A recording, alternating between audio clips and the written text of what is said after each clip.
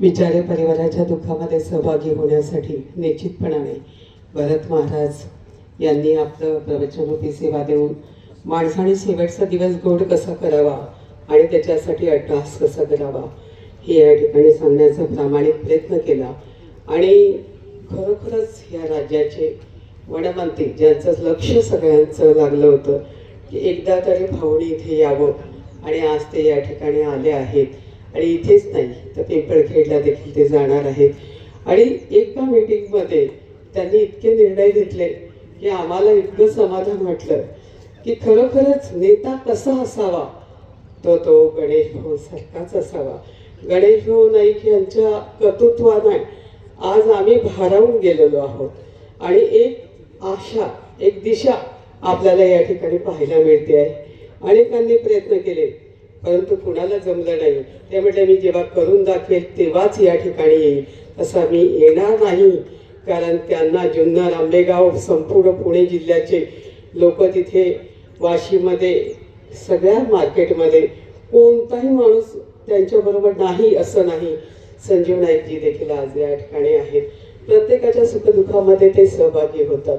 मला एकच आनंद आहे, एकच समाधान आहे की एक नेता एका तिथे प्रश्न मांडतो आणि न्याय देण्याची भूमिका घेतो आणि 11.5 कोटी रुपये एका ठिकाणी त्या ठिकाणी देण्याची व्यवस्था करून आपल्याला समाधान देतो। दुसरं काय पाहिजे?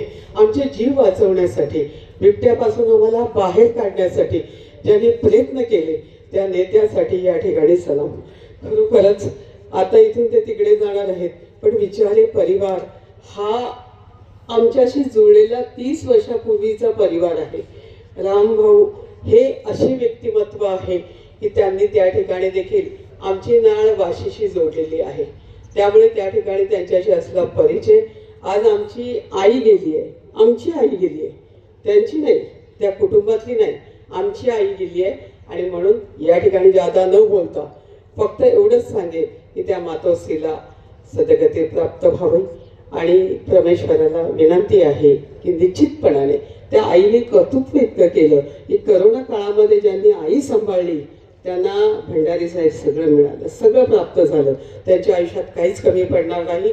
परंतु आपल्या सर्वांनी या ठिकाणी येऊन ज्या पद्धतीने आम्हाला साथ दिली त्याबद्दल आपल्या सर्वांचे ऋण व्यक्त करतो आणि शब्दांना विराम देतो।